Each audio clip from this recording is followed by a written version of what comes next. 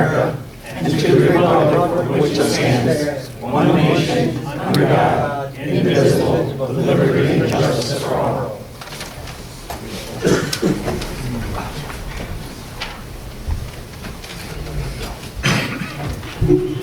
Well, welcome everybody, and good to see everybody. Some new faces tonight, so we're always glad to have new people, new residents come to a meeting. Okay, roll call tonight. Everybody's present. The agenda is before you with any additions or deletions that we need to make.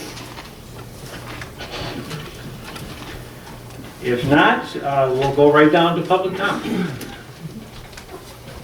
Yes, sir. Bob Ziegler with South Lyon Area Youth Assistance, and I came tonight to thank you for your financial support, and also to just briefly give you an idea of some of the programs that we have. I passed out the information. I think everyone except Bill didn't get one.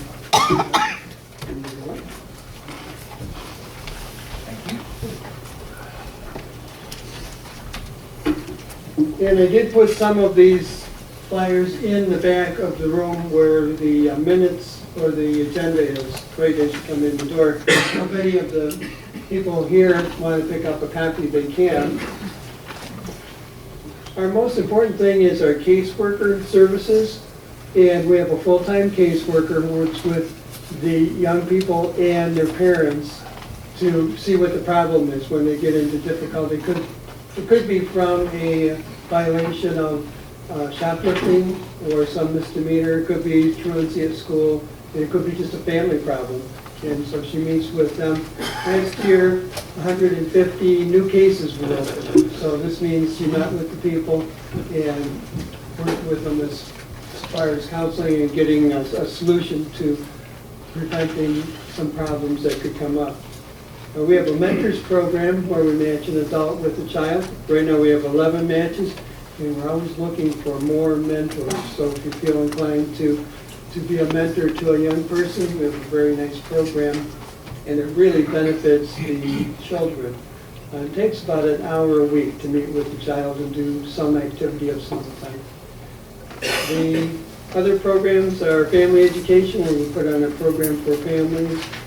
Usually they're the adults, the parents, with some program of how to handle problems with children, because we don't get a textbook too much when the kids are born, and sometimes you just want a little assistance. So there's Love and Logic is a nice program that we do.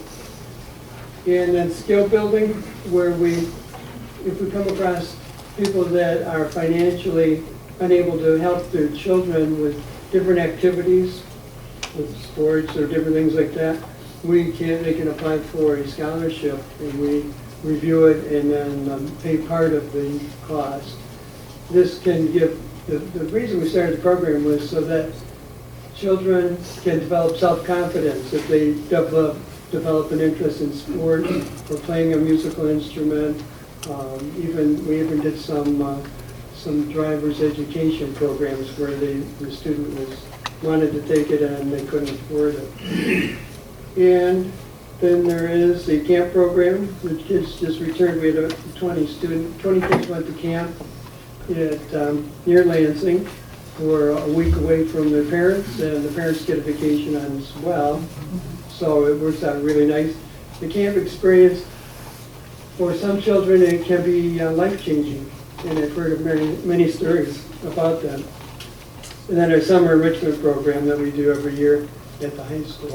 And it's a real nice program for mostly younger children, but they put on a play, and they organize it, they get out all their parents, and they put it on for their parents and friends and family. And it's another way of developing self-confidence that the children don't always realize that they can do these things.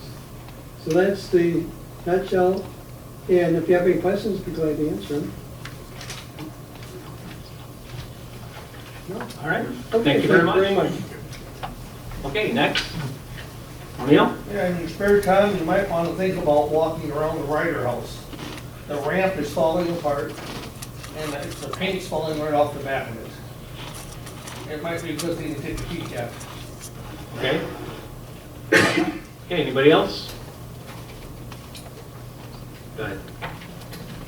Come up to the Oh, mic. yeah, come on up so we I can. think I can, got that ability to speak. My name is Vic Biardi. I'm going on my 20th year in the community here. I'd like to bring up noise and gun shooting. This past summer, I had a gunshot whiz across my family while we were in the backyard. It scared the shit out of me, pardon me. I happen to be a gun owner, but gun safety for my family's welfare is imperative, as I'm sure it is with everybody here tonight. Gentleman moved in next to me a few years back. He's with the United States Customs Office. Couldn't be here tonight, but he would certainly vouch for his little kids playing in the backyard. And I've got 3 kids on the other side. As being here for 20 years, I've been pretty complacent for standing in this room with everybody. You may or may not know I lost my home in a fire a few years back. I got a lot of support from the community. I appreciate that. At my age in my life, and I just think we can do more for noise. 8 a.m. on a Sunday is not a day to be woken up with a semi-automatic. As of late, this particular person has been sounding off, if you will, from all kinds of calibers. I'm no gun expert, but from scaring the hell out of us to small minor pops. Another neighbor just moved in. The day he moved in, he was welcome to gunshot. I went and talked to him. Had no idea about the rules and regulations in our community.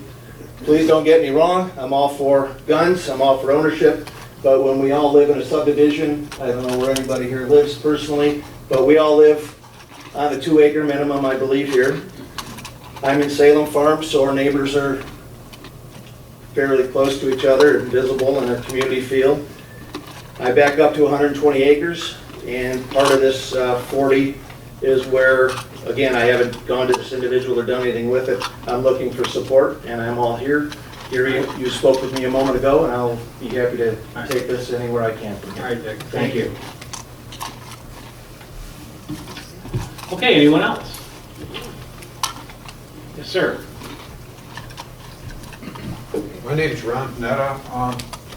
With the ongoing construction on 5 Mile, west of Napier, are there plans to do a 4-way stop at the intersection of 5 and Napier? They haven't looked at it. I don't think it's going to be right at, I'm not sure in that. It's between Wayne County and Washington. It's like There's been some discussion. Okay. I come that way when I come home, and more than one time, semi-drivers don't like to shift as few times as possible, and rolling through that stop sign thinking that 5 Mile people are going to stop. Right. At some point in time, we're going to have a bad accident. Right. And with 5 Mile getting paved, it's only going to increase the speed of which they go through that intersection. I think it's worth looking into it. Thanks, Frank. Okay. All right. Okay, anyone else? Yes, Bonnie. Did you find any more reasoning why Washington County put tar and pea gravel on a road that they just built last year? I think Mr. King had the answer to that. Yeah. No, I don't. Okay. I just wondered if you heard any more. Okay, anybody else? All right, if not, we're down to the consent agenda. Mr. Winsley. All right. I move that Salem Township approve the following consent agenda items. We have last month's minutes of the July 9th regular meeting of the Board of Trustees. Then we have disbursements for July out of the general fund of $127,507.25. We have the payroll of $55,732.32, and that was paid through Paycor of $212.84. Disbursements out of the sewer fund of $43,749.13. Escrow fund $20,881.86. And the MEDC fund, we had $10,255. Now for next month's, or this month's August invoices, we have the general fund $46,176.19. Sewer fund of $28,984.19. $898.07. The MEDC fund through the sewer account, we had $4,052.06. And the MEDC fund through the water account, we had $3,472. Do we have a second on these? Support. David? All right, any other discussion on the consent agenda? If not, all those in favor say aye. Aye. Any opposed? Motion's passed. Okay, moving down to administrative business items. South Lyon Schools Resource Officer, if you remember this last year, it's come back to us again. I move that Salem Township Board of Trustees approve the expenditure of $20,000 to be used by the South Lyon Community School Board for hiring of a local resource officer at the South Lyon High School. Have a second? I'll second it. John Daniel seconds. Just to give you some more information on this, you remember as of last year, South Lyon East High School has a resource officer, and South Lyon, the regular South Lyon High School did not. The budgeting for the South Lyon schools did not warrant to have these resource officers in the schools. And the other communities that support this is Lyon Township, where a lot of their students go, a lot of our students go to South Lyon. And then also South Lyon City. Green Oak Township has also been approached, but we have not heard back from them. So South Lyon City contributed last year, Lyon Township did, and Salem Township did to have this resource officer. We did receive a letter from the school superintendent outlining this. We had questioned before last year when this came that to ask the schools to find this in their budget so that it wouldn't come back to us. They had looked for grants and different avenues. We were assured by the superintendent that they still had not found any funding and have come back and asked for this again. There are some other school districts, Plymouth and Northville, because of their enrollments and different funding, that they have been able to tap in to have resource officers at their schools, but not at South Lyon. So they have had the problem with this, but you know, I personally feel, I have grandchildren that go to South Lyon High School, and I know from talking with them, the security of having them with all the incidents that have gone on in our country today, that it assures them of the safety that we need in our schools. So that's what's before us tonight. Any other questions, comments? All right, we have a second. John Daniel, all those in favor say aye. Aye. Any opposed? Motion's passed. Mr. Wensley. I move that Salem Township approve the Metro Act application form that you see in your packet for access to and ongoing use of the public right-of-way within Salem Township for the purpose of constructing a fiber optic network extension to service its customers. And I put on the motion to see the application and the permit.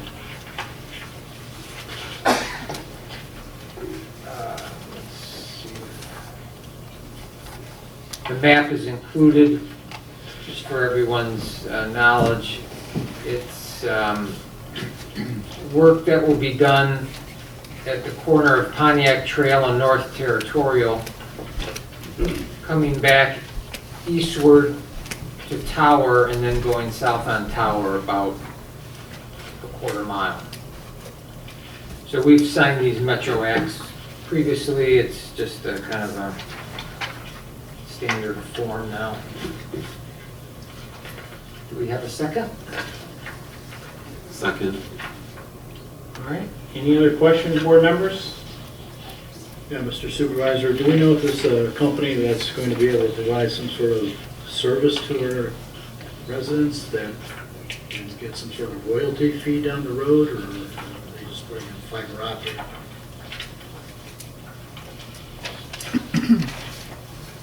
I had heard it's just the fiber optic that they're putting in for, is it the 5G system? I'm not a technical guy, but that's what I heard that they were doing for the improvements for that.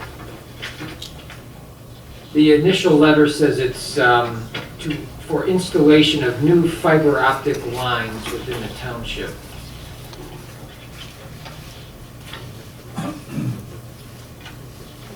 So, that's all we know right now. They're just concentrating on the southwest section of the, Yeah.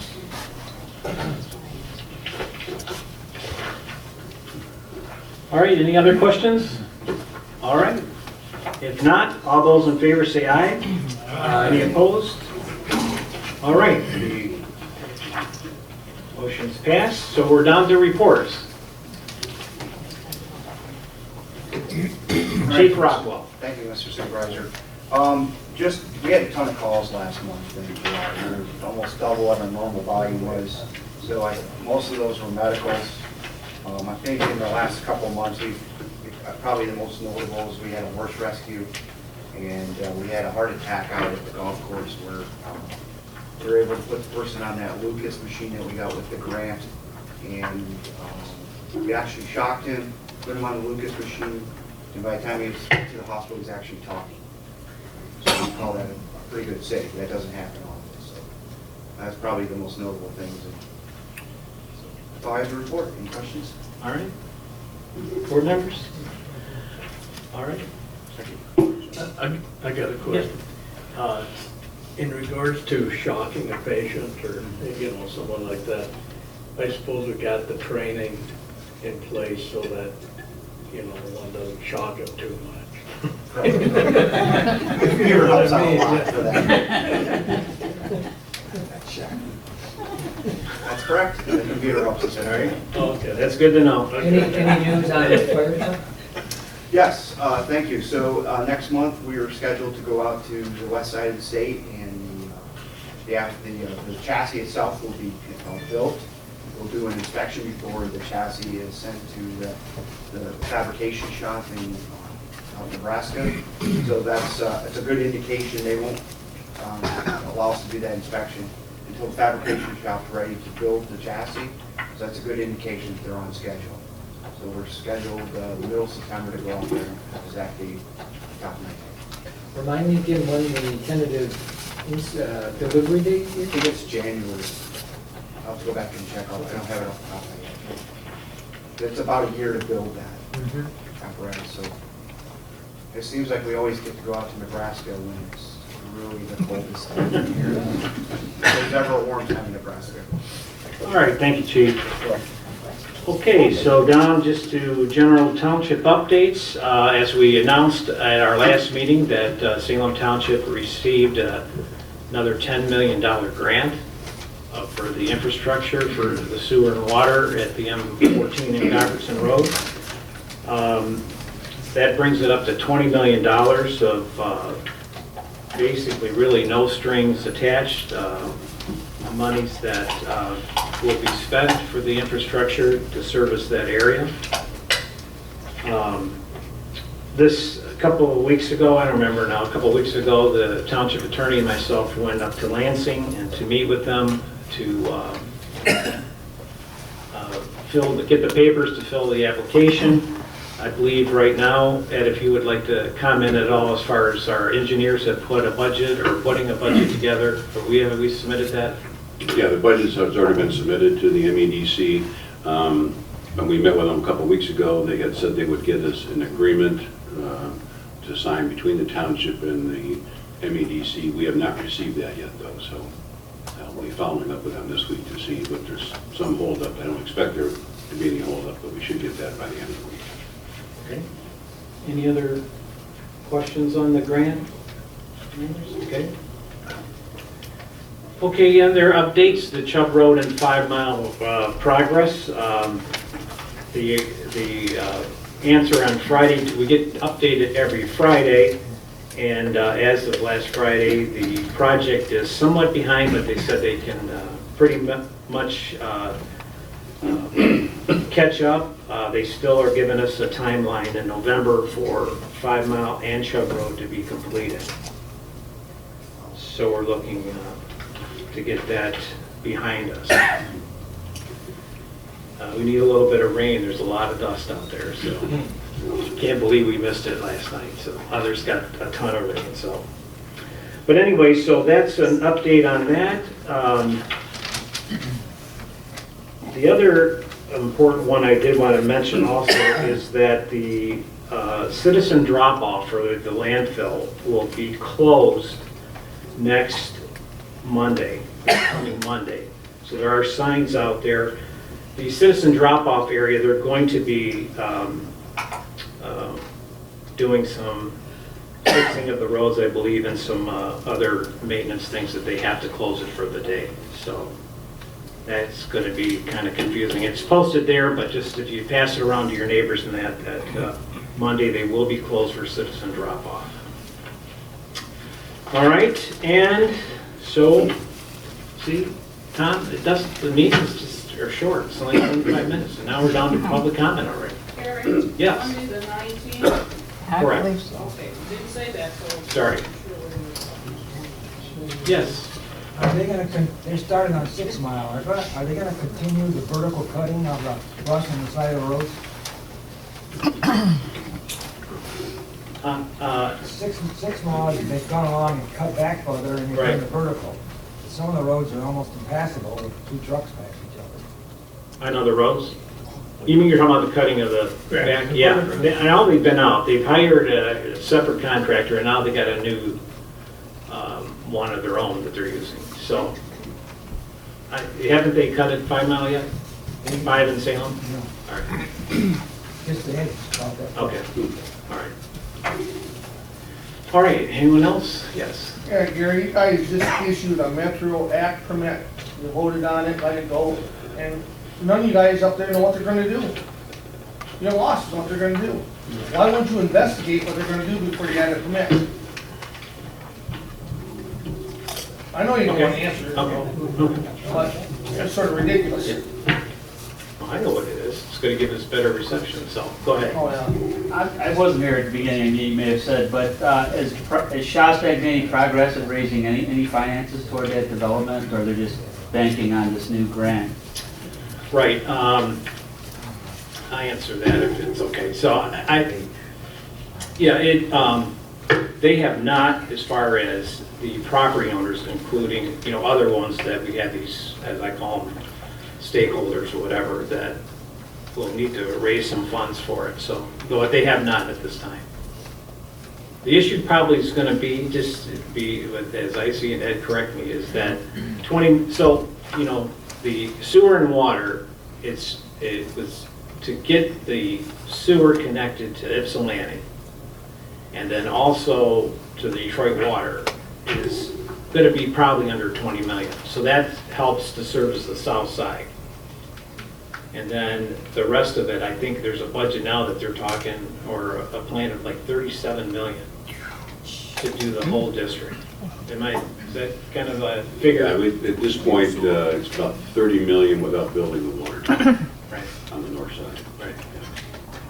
But that'll just provide the infrastructure for the south side and then run the water and sewer under M14 so it can service the north side. But that's just a little over $30 million for that. So with the 2 grants of $20 million, there's still obviously at least a $10 million shortfall that the property owners have to come up with a difference.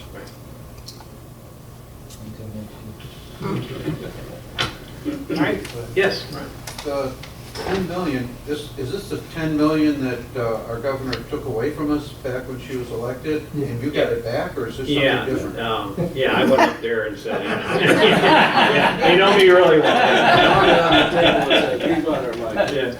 well. No, basically she held it off to do a review on it, just to have them look at it to make sure that this is up and up the way Lansing does things. So again, their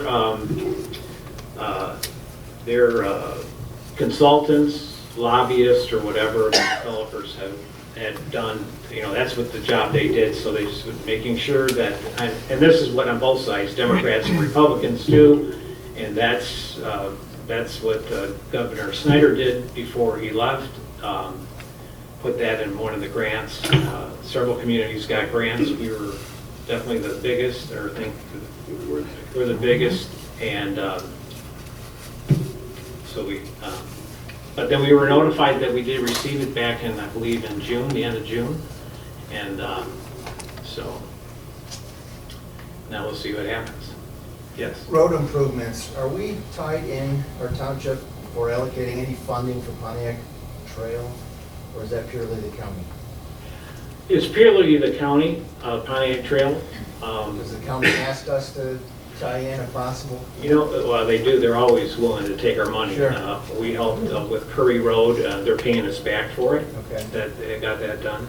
And then Roundabout, 7 Mile I've heard. Roundabout North is Territorial. talking about them coming there at 7 at Pontiac Trail, and also at Curry and 8 Mile. Okay. Is another one that they're talking about. Curry and 8 is the offset road? Yeah. Any idea on a time frame, and are we? They have done some surveying on it, and Oakland County, of course, is spearheading this. It hasn't come to our county yet, but I mean, they're aware of it, and the neighbors that are right affected by it have been worried about it. Does it sound positive? You know, I think it's going to happen. I think it's, you know, there's. That's my daily commute, one day. Yeah, a week, so. again, the funds that comes from like grants, you know, for exhaustion, you know, the exhaust that is sitting at a light, and that's where this money comes from, that they are put these things in. I know some people hate them, some people love them. Yes. Back to the USD and the services over there. So we got 20 million. Okay, and it's going to take over 30 million to complete the job. Are they going to start doing something with the 20 million, or are we going to hold I think the township board is going to have sometime, it's going to have to make a decision. And then the next steps, the way I see it, the next step is that we have these 2 grants, we're approved for them, and then once the engineering is done, and if I believe it was at the last board meeting, we approved another $500,000 out of the first $10 million grant to do the north side of M14. So once that's done and it's complete, all the engineering will be done for the whole USD. So at that point, then we have local permits to get from different agencies. And one of the hurdles, as we talked about before, is Superior Township. The Road Commission has said, for those of you who don't know, that told us for a long time that the pipe could go down the road right away through Superior Township. And so we pursued that engineering that was done for that. And now, I don't know if they're going to deny it or not, but they don't want the pipe coming through Superior Township. So, but the state statute basically says they have to have a real good just cause not to let it go through. And, you know, I don't know what that is, because we're really not affecting any of the property going through Superior Township. But we have a good relationship with our neighbors, and we just, we'll probably end up writing a letter to their board and see how, what the next, but we do, according to their ordinance, we need a permit or permission from them to go through, so. But the plan is to start digging dirt to put a sewer system in with only 20 million in the coffers. I would say if the south side of M14, basically we've told developers that they have to bring public sewer and water to that area to start. Now, if they do that, then the question is going to come in, can they start on the south side? The approval of... Well, I thought the game plan, that's what it was. They get the money to finish the job before we start the job. Right, I think to bring the sewer and water to finish that job, Yeah. I don't know about the whole project, but that would be that's kind of the way I look at it. I don't know that for sure, it's really going to be a board decision coming down the pipe. All right, anybody else? Yes. I'd like to comment on the previous comment about the guns. I don't know what our ordinance is in the township, but I do also have a neighbor that shoots off some kind of a rapid fire thing. he likes Sundays, he likes early, but almost always on Sunday. It's definitely not the run-of-the-mill target practice or blind shooting or something. My husband did call the sheriff, and they didn't really seem to know what the rules and regulations were for some kind of a rapid fire. And I don't know if you can make a, I know that we've paid you to do the study on this, so, you know, we've had issues on this before, but you're more than welcome to make. All right, we have looked into the issue before because when the township previously had complaints, and unfortunately, you know, the gun lobbyists in Michigan, like any other state, are very strong, and Michigan has statutes that very heavily regulate shooting ranges, sports shooting ranges in Michigan. And basically, because the state regulates that so heavily, the state law preempts any local law that we would try to regulate those shooting ranges. So basically, pursuant to the state statute, we're banned from prohibiting that type of shooting. You know, we may be able to, we can look into it to see if there's some ways we can control maybe the hours or something else, but sports shooting ranges are specifically permitted under Michigan statute, and there's not a lot you can do to prohibit them. This isn't a shooting range. This is somebody's backyard. Well, they define the shooting range, basically, it could be somebody's backyard as long as they have appropriate backstop and they're Who shooting. determines the backstop being appropriate? The state has regulations, what they call the source book, which Do I we call in a state, or do we call in local? It I would- can't believe this day and age, local has zero to do with state. Local is superseded. Well, there's a whole loosely binder full of the regulations from the state that they've adopted. It's called the range source book.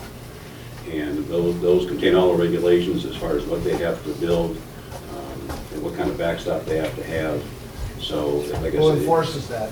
the state of Michigan would So enforce it. can I get that contact information tonight? Or email it to me tomorrow and I'll be on that one? Or can I ask this gentleman to do that? Because I happen to be a taxpayer in this community. I'd like to be contacted for that. Excellent. Anybody else tonight, part of this? okay. All right, anybody else? Comments? Yeah. I would like to thank Mr. Converse for his insert in the last messenger about revenues and expenditures. It was the most informative black and white information that you've provided, and I appreciate that. Can I ask you a couple of questions to make sure I understand Sure. it? According to the numbers listed, it says that our revenue currently, with all its sources, current, exceeds our current expenditures by over 3 mils, which is almost like 40% of, okay. And that is what you're investing in that pie chart that we see all the time. It also states that if you do the math, I know I'm concerned about the landfill, and you guys know about that. Current information is that the landfill as it stands now in its designated footprint under the current host agreement should be operable for another 12 years. If we take that number out of the equation, it still says that we are still getting more revenue than we need for expenditures after that 12 years, if we do not have the landfill operating. Is that correct? And then we're entitled to gas recovery funds for another, you state 10 to 15 years before it starts to decline. Roughly. So with the additional revenue we're receiving above expenditures now and the investments we're making and our current savings and all the other calculations, technically the township doesn't need to even address a tax situation for another possibly 20 to 25 years from now before it starts to decline and match what our expenses are. Is that correct? That is given the present population of the township. Correct.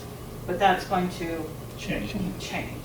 So there's a lot of changes, but that's pretty much it. So I guess I'd like to say thank you, and I would like to invite the board to take advantage of those numbers and the situation we're in now, and encourage some kind of, or start some kind of a dialogue with the residents and the people of the community that might have comments or advice or ideas how we can look to expand that situation instead of coming back at us every time, those of us who don't want the landfill expansion, by saying we're gonna have to pay taxes. So, and there's also some situations that are happening there right now that I think probably 70–80% of our residents don't even know about. And it came to my attention recently that there are residents living south of the landfill right now that are so concerned about what's called leachate, which is groundwater contamination, that they've stopped using their own private wells because they're so concerned about it. So I'd like to see the township get more involved in the what's going on, what can we do about it, how can we protect our residents, what are their concerns about it.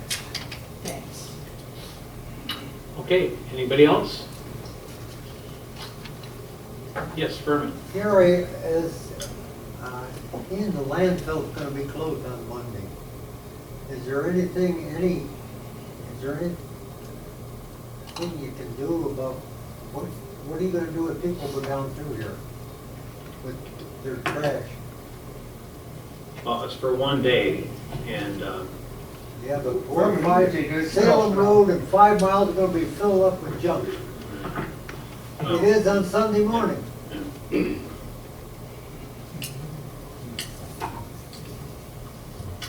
okay, anybody else?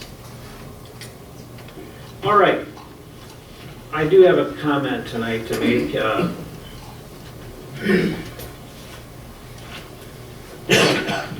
I'd like to address the township tonight about the lawsuit between Carol Leojo versus Salem Township. As many of you know, 7 years ago in November, that this board will be serving as a township board for the last 7 years. Many of you remember how many lawsuits and issues that were brought to this board 7 years ago when we took office. In the 4 years prior to this board taking office, the past board created lawsuits that created an excess of $1.4 million in attorney fees and payouts. One of the promises that this board made to the community was to end these crazy lawsuits and bring back respect to this local government. Back in 2012, the residents of Salem Township were eager to vote a board that would do this. As you recall, there was a landslide vote in 2012 and again in 2016, and the residents overwhelmingly voted this board back in. Back in 2014, Carol, who was the administrative assistant in the front office here, worked here for 2 years with me and the township board here. And this is the first lawsuit that has been brought against this board in 7 years. The incident that took place, a new resident had moved into the township and was requesting a landfill pass. And the problem was that the address on your driver's license didn't match that person living in the township. When somebody comes into the township and requests a landfill pass, it's very important that our office takes the time to figure out if that person is a resident in the township and deserves one of these passes. There's been abuse, we know it, you've seen it, people, but again, the issue is that it's our job as the township administrators to make sure that these passes are given to people who that live in the township, that have a house, a resident in the township. Doesn't mean that owning land that you get one. It just means if you have a house and create trash or whatever, you can have and use the landfill. Case in point, and I made in the host agreement with Arbor Hills, is that a person, it doesn't have to be the address that matches your driver's license. Case in point is you can be retired, live in the state of Florida, have your residency there, taxes are cheaper there, and still have a home here in Michigan. And just because you might have a Florida driver's license and they look at it, the address doesn't match, you can still have a landfill pass because you own a house in Salem Township.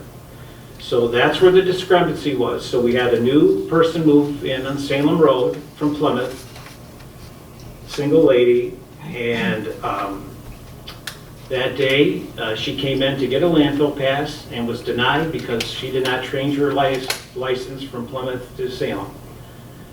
It's very easy to look in our computers if they're homesteaded in the house and that they pay taxes. You can look it up. It's very easy. We're not a large community. We can work with our residents and be kind to the people that come into the offices here. And would not give her one and left here very upset and made it known. I was contacted. I went to the person's house, got her tax bill, brought it here, and brought it to Carol and told her I will wait until she makes one to give it to her, and that she was not to be rude to the residents of this township. The other fact is that I want to make that Carol was not fired. Carol decided to leave after that incident and did not return to work.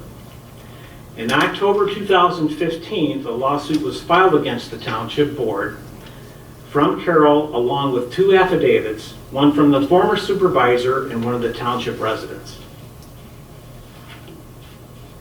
Again, you can look up online on these two depositions. I read them before, but I want to read these again because I think it's important for this town to understand when we have these crazy lawsuits that go on. After the primary election and before Whitaker took office, then Township Supervisor Heil went to the home of newly elected Supervisor Gary Whitaker to congratulate him on his election victory and to offer him any transition help he may need.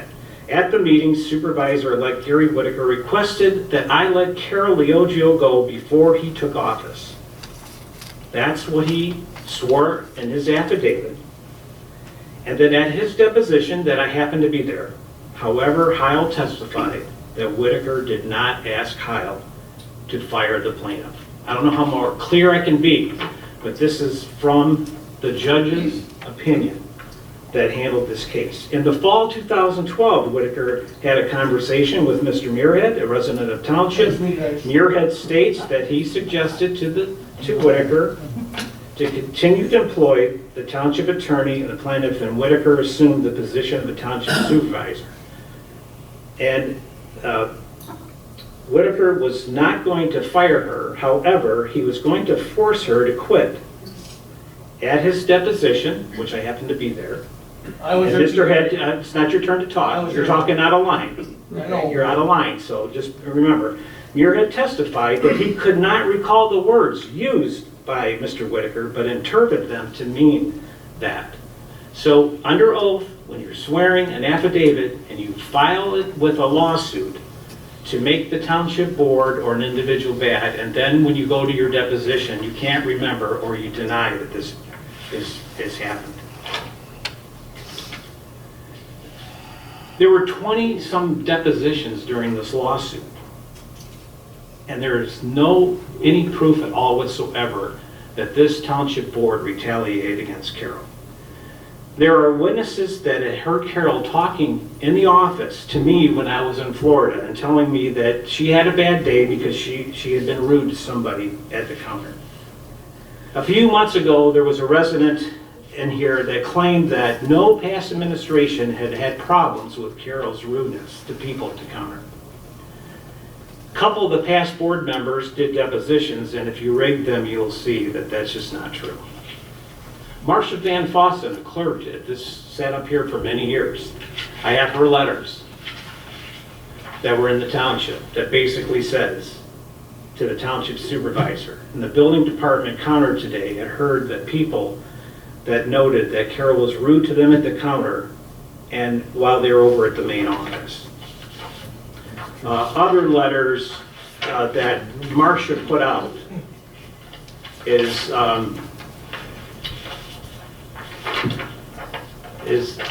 that later in the afternoon there was a dispute on about what was charged for a FOIA for $3. For this person who is your friend and you said to ask for a refund or words similar, Carol, your voice carried through the phone and could be heard by the deputy who was standing in the doorway to my office. I had to hold the phone receiver away from my ear because of the volume of your voice. I tried to explain to you that you could take money from the petty cash or write an invoice for the amount and we would be glad to cut the check on Friday when other checks were scheduled for payment. Then you hung up the phone in my ear. So there's been, a track of this that has happened. And again, another disappointing thing, I was there at Carol's deposition also. In Carol's deposition, and you can read it, and it's public, but the question was asked, and she testified that in no way that I ever was rude to her or mean to her. This incident with the landfill pass upset her. But again, one thing that the township board, when we came to here to take and serve this community, we came in to serve and to change the attitude of people when they walk in here. We believe that taxpayers and that if people come here to vent, but at the same time, we want to be able to serve people, and even though we might not agree, we still have to communicate and try to do our best, and that's what we try to do. I have asked Ed to give a few brief comments about the lawsuit as it has come to an end. Thank you, Mr. Supervisor. For the benefit of the residents, as most of you know, the Ojo lawsuit has been going on for at least 4 years now.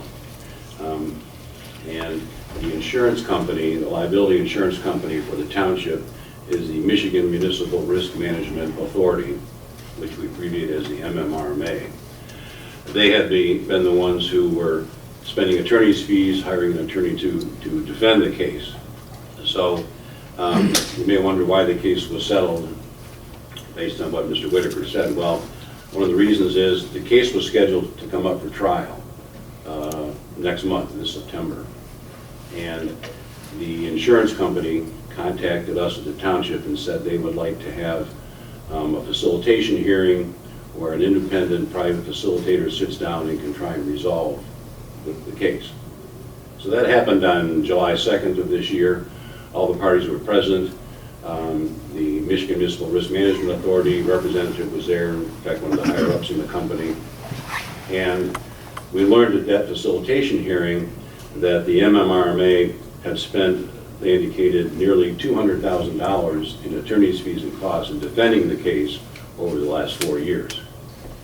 They also indicated that they anticipated if the case went through trial, and taking all of the doctor's depositions and all the time it would take at trial, it would cost another $150,000 in attorney's fees and costs to proceed through trial, even though they anticipated winning at trial. So with that in mind, at the facilitation, when our insurance carrier found out that Ms. Leogio was willing to accept $115,000 in settlement, they said, well, rather than spend $150,000 to go to trial and prove that we're right, we think it's economically in the insurance company's best interest to pay $115,000 now and have the case over with rather than proceed to trial where they would spend another $150,000, and then it would still be the possibility of appeals and more costs and attorney's fees. So it was really an economic decision by the township's insurance carrier. So the $115,000 being paid to Ms. Leogio and her attorneys being paid entirely by the insurance company. Is that my cue that I'm done, Bob? Take me off the stage now. The $115,000 being paid by the insurance company is being paid entirely by them. No part of that settlement is being paid by the township. So, township funds expended to pay that settlement. Actually, of that 115,000, Ms. Leogio is being paid $69,675 personally, and her attorney is being paid $45,325. The release agreement that she signed with the township specifically states that the settlement is for economic reasons. It's in settlement of a disputed claim, and the release that she signed further says there's no admission of liability by the township or Mr. Whitaker, and that both the township and Mr. Whitaker specifically expressly deny any liability for those claims. So, again, it was an economic decision. The case is now over after 4 years, and now the township can get on to more important things. Thanks, Ed. And again, I do personally wish Carol the best and her family. I know it's been, a long process. It's unfortunate. And again, we're again, I think by 7 years and just having this behind us, but again, we do wish her the best. And so, and then, hold on a minute. First of all, you're out of order, and that's why you can't take, well, you can't, all right, well, there's the door. There's the door. Don't let him lie to you guys. So, He's a liar. we appreciate it. And also, you see here, this little guy here, O'Neill called him Mickey Mouse. Remember, he can't get that right because his name is Goofy. So Goofy's turn right here so he can see it. So, all right, thank you, we're adjourned. Thank you very much. Have a good night. Yes? I've had, on a small scale, I've had the same thing happen to me, because the president of the association, same thing happened, we went to the lawyer